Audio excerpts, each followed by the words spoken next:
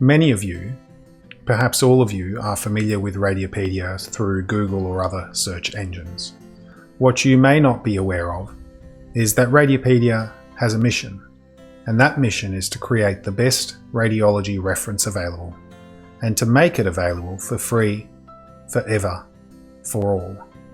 Fundamentally, we don't believe that access to the medical education that we need to diagnose and treat each other should depend upon how wealthy you are personally, or how wealthy your institution is, or how wealthy your country or region is. To get a sense of what Radiopaedia means for other people in the world, I thought I'd begin by reading you a letter that we received not that long ago, one of literally hundreds of similar letters that we receive. It begins, "I am Wajia, 23, currently a final year student, studying in Peshawar, a small town in northwest Pakistan. The city where I am from, we don't receive any formal radiology lectures or classes. Rather, we learn off the x-rays taken during patient management, and often misdiagnose because of poor understanding. Our professors do help us identify. However, there are no formal lessons to learn how to interpret x-rays. When I found out about Radiopaedia, I remember being up hours just scrolling through the cases to learn more because it changed the way I saw x-rays. Things which weren't visible before started to become visible, and the explanations and diagnoses below the images just cleared my understanding further. It was like seeing differently, but with the same set of eyes."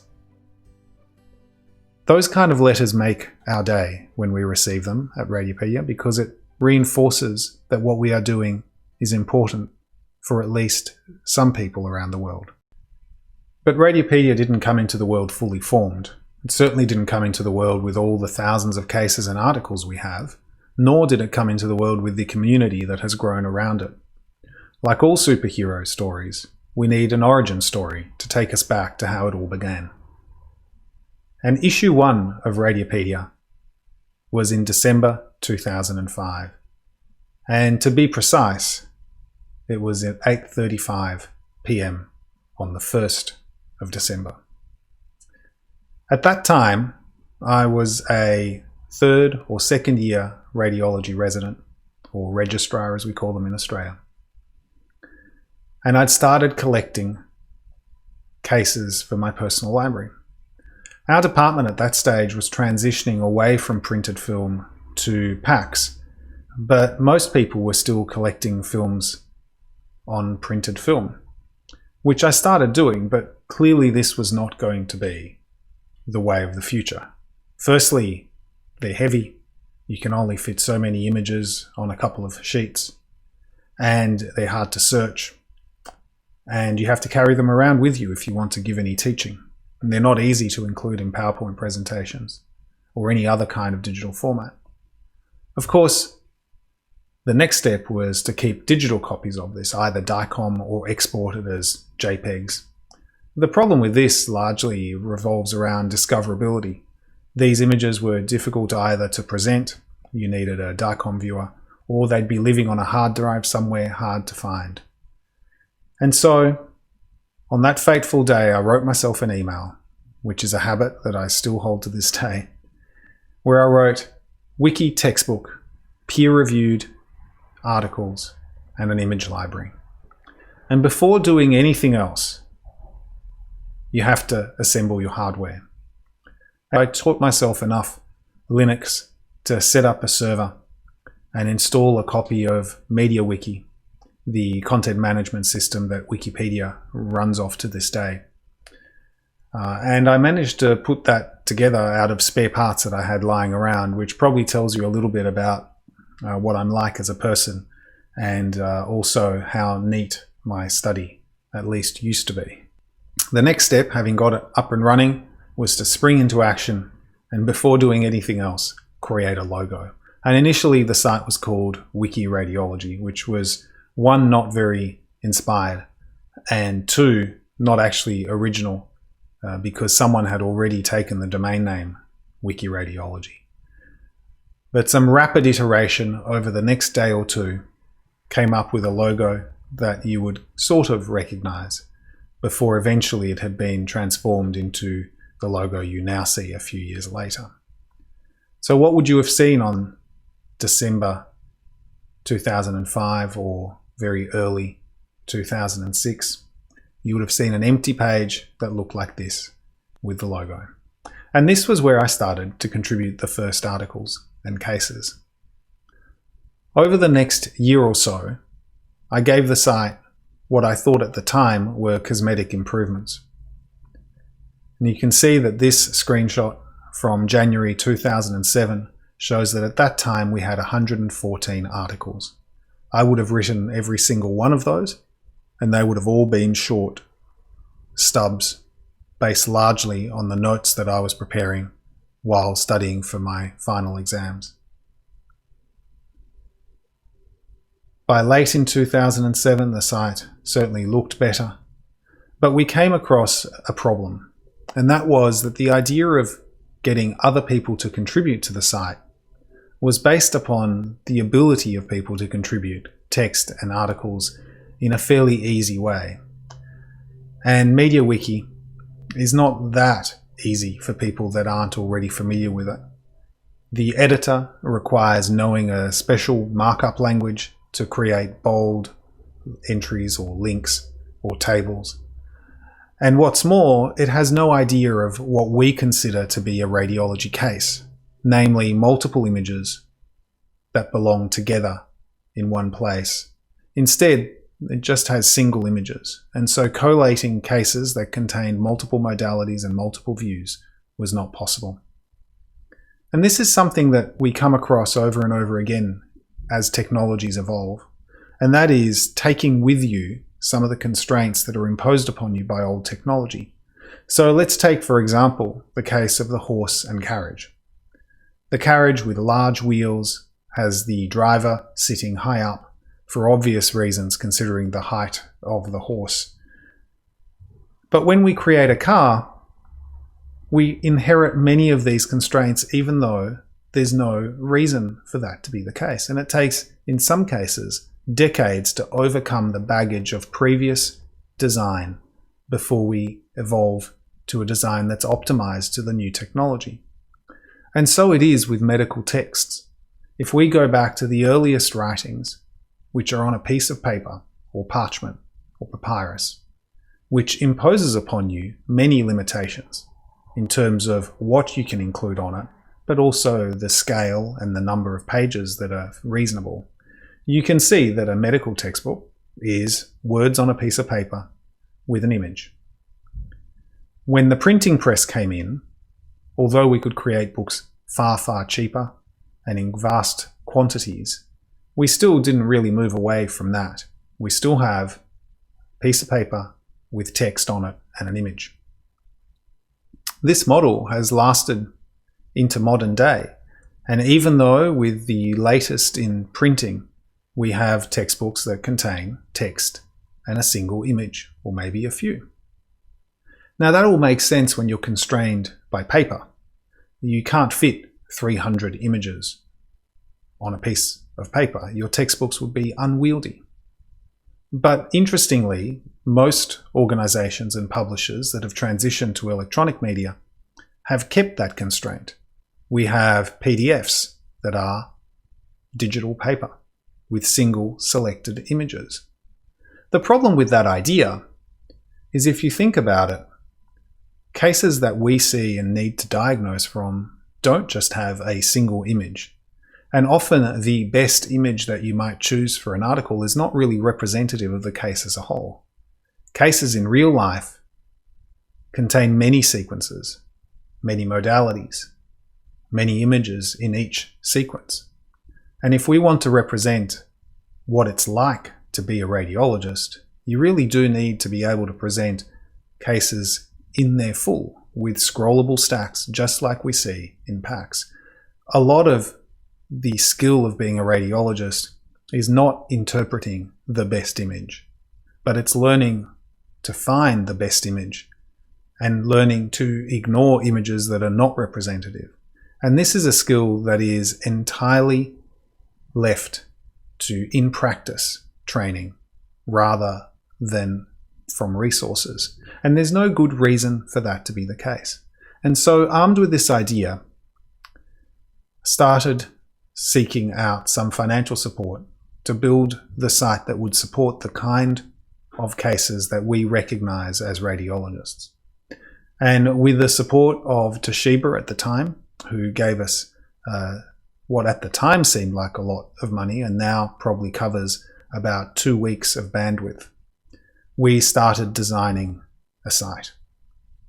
And because it was so little money, I'm ashamed to say that I did the design myself. And again, at the time, I thought this looked great. But it was built around the idea of having cases that included many images that would be part of a personal library, that would be shared with an article that was a community derived and edited reference article, and that those two would interact so that each article could have many cases linked to it, but each case did not have to go back into writing a description of the condition, so that you avoid a lot of the duplication that we see in many other case libraries. Fortunately, eventually, we got a designer involved and the site started to take on a more professional and clean look. And eventually, over many iterations, getting closer and closer, we get to the site that we see now. That dates back to 2017. And I'm almost sure that over the coming years, we will be seeing another facelift in the not too distant future. So now we've built this site. We've spent all these years and these funds, but does anyone actually visit us? I know some of you visit it, but exactly what are we talking about in terms of numbers and reach? So if we go back to the earliest data that I have available, which is all the way back in 2007, obtained through Google Analytics, we can see that on a daily view count, there were some days that were reaching almost 2,000 clicks a day. A lot of those were me, clicking frantically as I edited those articles, trying my best to avoid studying for my exams. And if we group these together by month, we can see that by the end of 2007, we were getting up around 20 to 30,000 page views a month.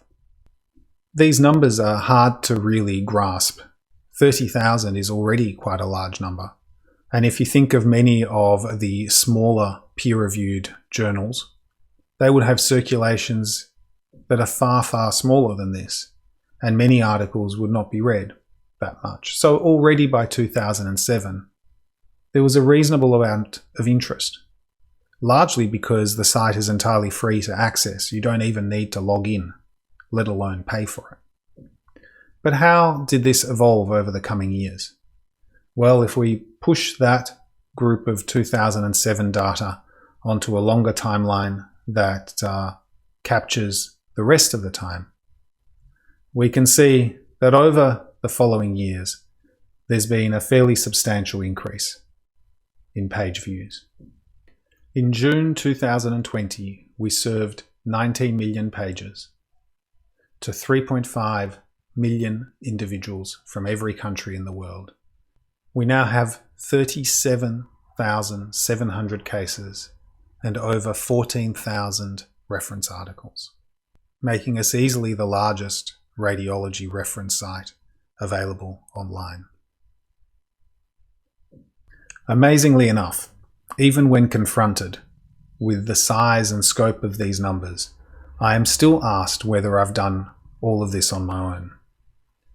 The reality is that at the start, it was just me and a Linux server in my basement. But over the years, we've amassed a vibrant community around Radiopaedia.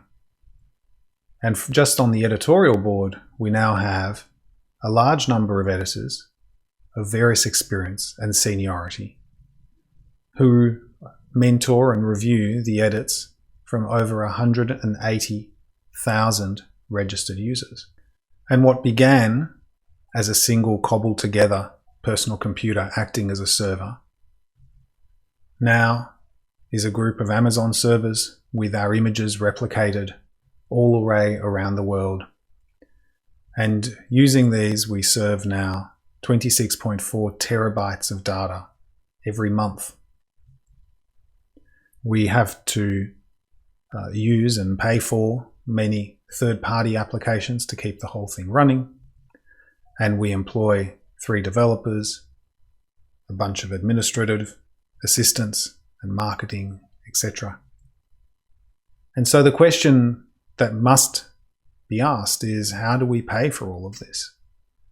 Well, the reality is that the very bulk of our income comes from advertising. We don't like advertising, but it is a necessary part of the model that we've chosen to adopt. Someone has to pay for the bandwidth. Someone has to pay for programming. What we try and do is make sure that that doesn't get in the way of getting access to the information. And so advertising is at a core part of our business model, as much as I cringe at using those terms. Another part of our income comes from feature sponsors, which are companies or organizations that believe in our mission and wish to support us in developing new features. At the moment, Advanced Radiology Services Foundation is supporting us in building an advanced viewer which will reduce the size of our stacks significantly, which is an important step in making sure that even our largest cases are accessible to individuals with poor internet connections, as well as developing support to accept DICOM images directly rather than needing first to export them as JPEGs or PNGs. And because we realize that 1, people believe in what we are doing, and 2, people don't like advertising, we have also created Radiopaedia supporters. And this is a way for individuals to give us a few dollars a month to help us pay the bandwidth and development costs. And in exchange for that, we add some perks. And the way that we think about the role here, it's not a pro account, it's not behind a paywall. If what you're doing on Radiopaedia benefits the entire community, so if you're collecting and sharing public cases, or you're editing articles or creating public playlists, then you can do as much of that for free. And there is no limits to the number of cases you can contribute. But if you're contributing cases and keeping them unlisted, which you're welcome to do, then you're not really contributing to the Radiopaedia community, but rather you're using us more like a third-party service, more akin to, say, Dropbox, in which case we think it's only fair that you pay for that service. In addition to having greater number or unlimited number of unlisted cases, you also get some perks that are purely personal, one of which is the ability to track your time. We do this for all users, and you have access to the current and the previous month, regardless of whether you're a supporter or not. But if you are a gold supporter, then you also get access to any time range that you want, and you get to print out this beautiful certificate, which enables you to claim CME points more easily. In addition to the website itself, Radiopaedia has a foothold on many of the most popular social media platforms, and in some cases with large number of followers, which means that we are able to put our content out in front of many, many eyes. And we use this typically for case of the day, often more than once a day. And they're short cases with teaching points that you can click through and see the entire case. And sometimes, of course, we can't resist but have a little bit more informal fun. Occasionally and historically, we have also taken advantage of our social media presence. This case, for example, a very rare case of pimp syndrome, we published a number of years ago. And we can see these bony spurs arising from the hands of individuals that have a paleo diet. And we were even able to find clinical pictures and even historical data showing that this particular affliction dates back to the Paleolithic era, with cave paintings demonstrating these small bony spurs.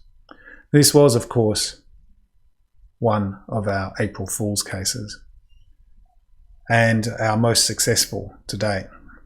And by successful, I mean not only did the most people see the case, but also we received the most hate mail for it. Usually from paleo diet enthusiasts, but also from a few paleontologists who thought that we were making light of historical data and pointed out that the cave painting was actually from the wrong era.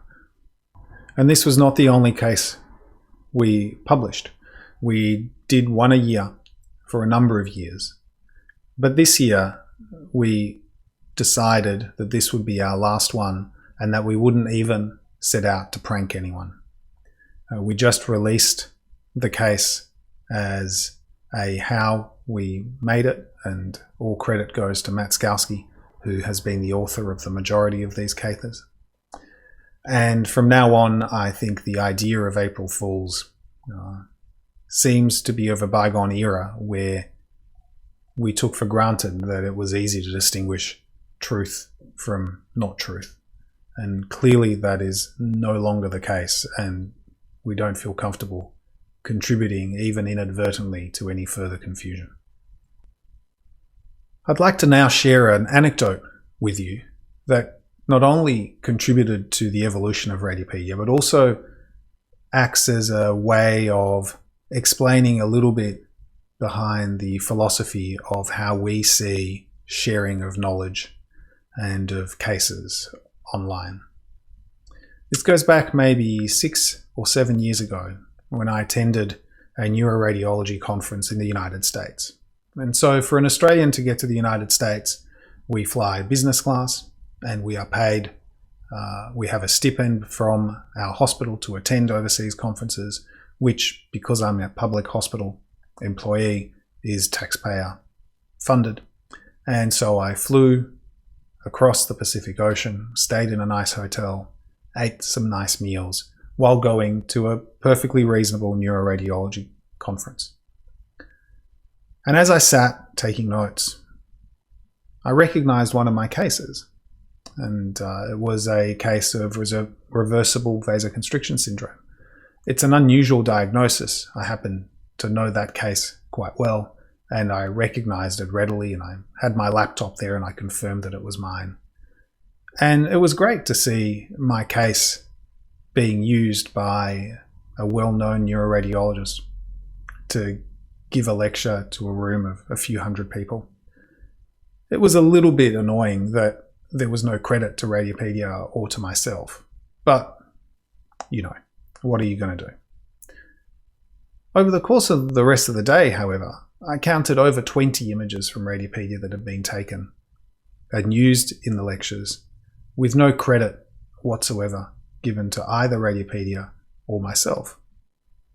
And at the time, my first reaction was one of feeling that I had been robbed or wronged in some way. And the knee-jerk reaction is to say, how do I stop people stealing images from me? But upon further reflection, what I realized was that I hadn't really lost anything in this exchange.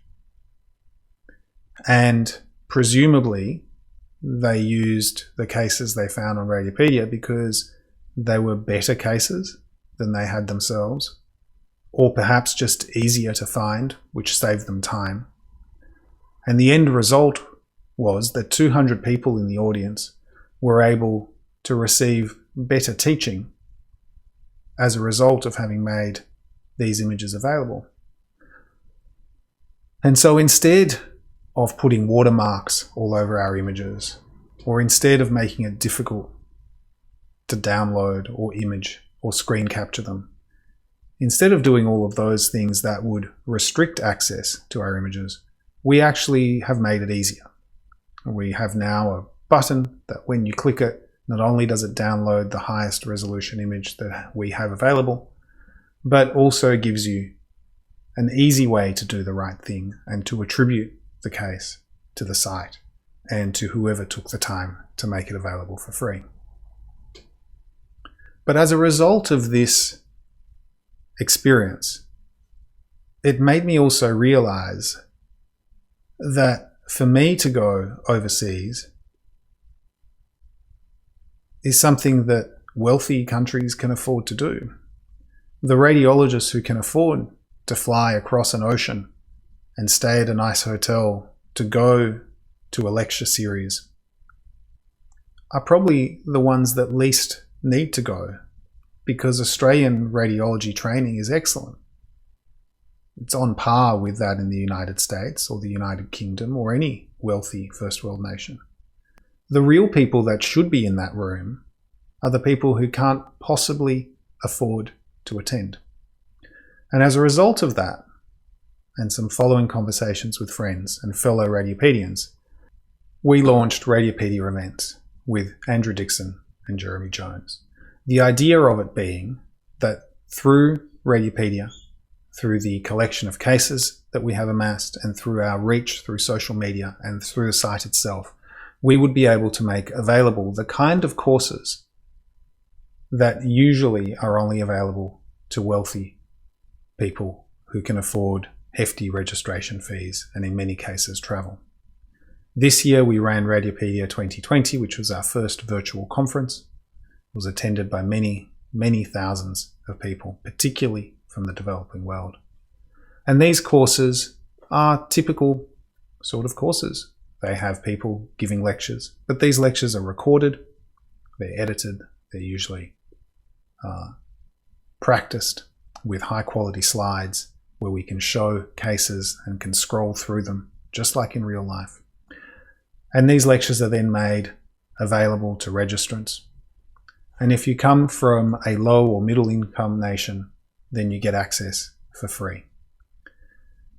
This whole model can only work though with appropriate incentives and appropriate financial support. And so for those of us who are lucky enough to find ourselves in wealthier nations, then we charge a fairly small fee compared to other conferences to have access to them.